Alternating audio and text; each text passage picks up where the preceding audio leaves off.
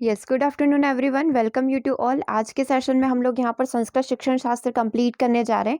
एक अपठित गद्यांश जो है हमसे यहाँ पर संस्कृत में पूछा जा सकता है, तो उसी की तैयारी, उसी की प्रैक्टिस आज के सेशन में हम लोग करेंगे। और जैसा कि आप सभी स्क्रीन पर देख पा रहे हैं, यदि आप 2000 क्वेश्चन की सीरीज़ को बाय करना चाहते हैं जिसके अंदर बाल विकास व शिक्षा शास्त्र के 2000 क्वेश्चन रहेंगे, तो उस सीरीज़ को आप यहाँ पर बाय कर सकते हैं।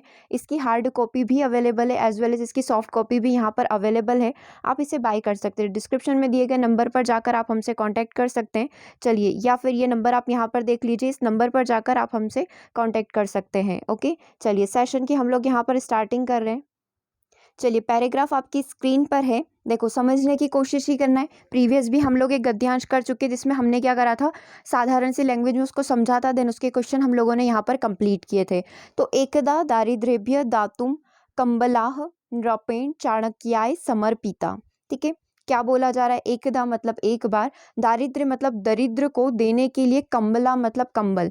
एक बार दरिद्रों को कंबल देने के लिए नृपेण मीन्स राजा ने क्या किया, चाणक्य को दिए। अब इसको अपनी लैंग्वेज में समझो। एक बार क्या होता है, दरिद्र यानी कि गरीबों में कंबल बांटने के लिए राजा ने जो है चाणक्य को कंबल दिए कि तुम ये कंबल जो है गरीबों में बांट देना। ठीक है, आगे क्या होता है, चाणक्यस्य उटजम नगरात बही आसित। चाणक्य का जो उटज था, चाणक्य जो है उनका उटज यानी कि उनकी कुटिया जो थी वो नगर के बाहर थी। अब आगे क्या होता है ये पढ़ लेते हैं। केचन चोरा, देखो क्या लिखा हुआ है, केचन चोरा कंबलान अपर हतु चिंतवंत। मतलब यहाँ पर कुछ चोर जो थे उन्होंने सोचा क्यों ना हम लोग ये कंबल चुरा ले, इसकी वो प्लानिंग करते हैं। इस तरीके से वो सोचते हैं। कुछ चोरों के मन में क्या आता है, कंबल को चुराने की बात आती है।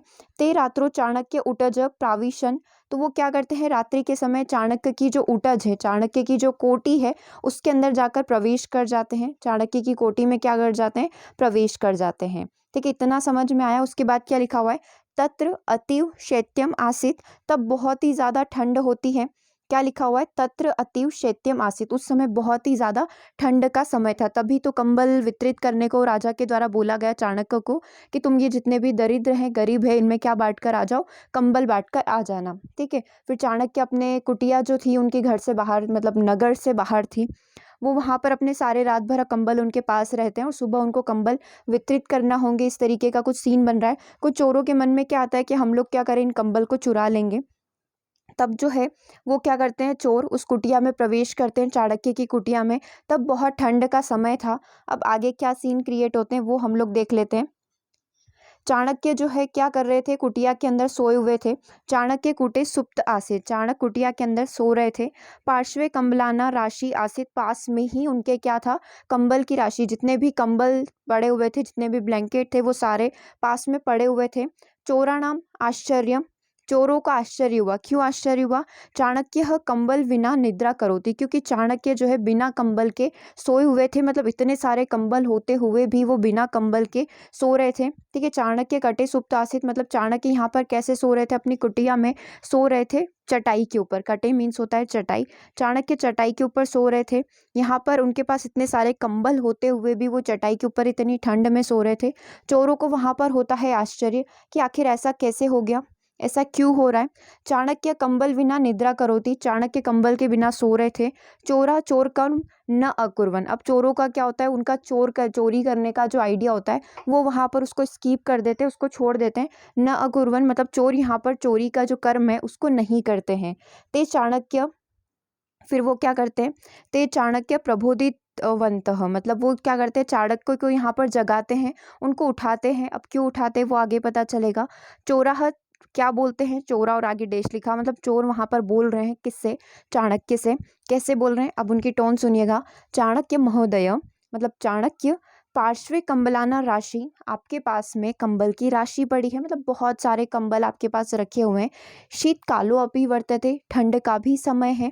तथापि त्वम किमर्थ भूमौ शयनम करोषि, जैसे मन में डाउट आता है ना, कितने सारे कंबल पड़े हुए हैं, हजारों कंबल आपके पास रखे हुए हैं, इतनी ठंड पड़ रही है, लेकिन फिर भी आप चटाई पर क्यों सो रहे हो, फिर भी आप भूमि पर शयन, शयन करना मीन सोना, आप भूमि के ऊपर क्यों सो रहे हो। चाणक्य उक्तवान, चाणक्य जवाब देते हैं। चाणक्य क्या बोलते हैं, पहले चोरों ने बात करी, अब चाणक्य बोलते हैं, कंबलाह दरिद्रेभ्य दानाया नृपेण दत्ता, कंबलों को दरिद्र को देने के लिए, दरिद्र को दान करने के लिए किसके द्वारा कहा गया है, राजा के द्वारा कहा गया है।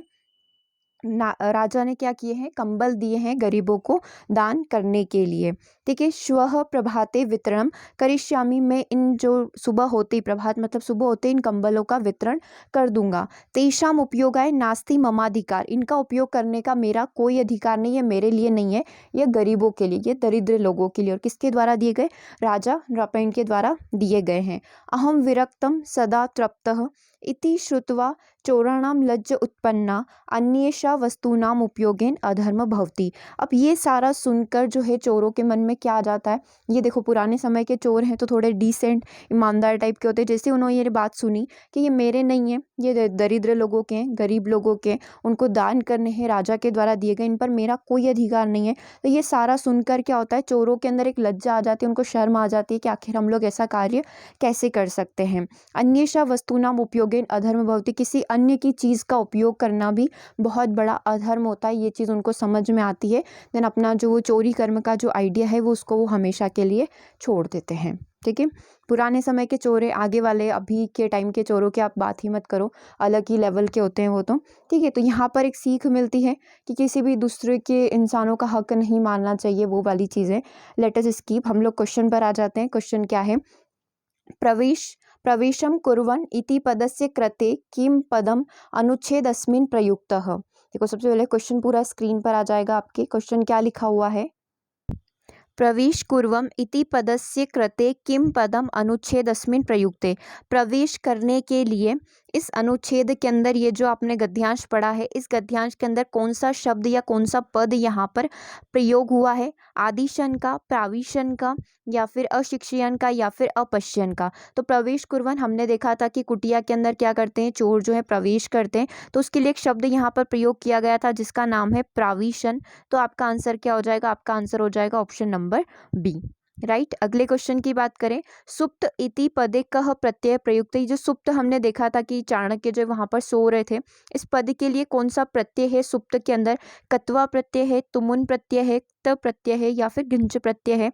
तो सुप्त शब्द के लिए प्रत्यय प्रयुक्त हुआ है यहाँ पर तो सी आपका यहाँ पर सही आंसर हो जाएगा। आप देखेंगे यहाँ पर आधा प और त है, तो ये किस तरीके का साउंड लेकर आएगा, त प्रत्यय इसके अंदर यहाँ पर यूज हुआ है। आंसर आपका ऑप्शन नंबर सी है। अगला क्वेश्चन आपकी स्क्रीन पर है, समीपे इति पदस्य समानार्थक शब्दे अनुच्छेद अस्मिन् प्रयुक्त ततिच्वा लिखत। मतलब समीप के लिए इस अनुच्छेद के अंदर जो समानार्थी शब्द प्रयोग हुआ है उसको आप लिखिए। समीप मतलब पास, पास के लिए हमने क्या देखा था, दूरे देखा था, अति दूरे, पार्श्वे, या फिर अस्मिन ग्रामे। तो समीप मतलब पास होना, और पार्श्वे का मतलब भी क्या होता है, पास होना होता है। आप चाहें तो इस पैराग्राफ के अंदर देख सकते हैं, इसमें हमने यूज़ किया था पार्श्वे कंबलाना राशि, मतलब साथ में क्या पड़ा हुआ था, पास में क्या पड़ी हुई थी, कंबल की राशि पड़ी हुई थी। चोरों का आश्चर्य हुआ कि चाणक्य जो है बिना कंबल के चटाई पर कैसे सो सकते हैं। कटे का मतलब होता है चटाई, बिना कंबल के चाणक्य चटाई पर क्यों सो रहे, जबकि इतने सारे कंबल उनके पास पड़े हुए हैं, ऐसा क्यों हो रहा है। ठीक है, तो पार्श्वे हमने देखा था, पार्श्वे का मतलब होता है निकट, पास में, या फिर समीप में। अगला क्वेश्चन आपकी स्क्रीन पर है, चाणक्य कुत्र शयनम करोति स्म। चाणक्य किसके ऊपर सो रहे थे, पर्यंके के ऊपर, वृक्षे के ऊपर, जले के ऊपर, या फिर भूमो के ऊपर। पर्यंके का मतलब होता है गद्दे के ऊपर सो रहे थे।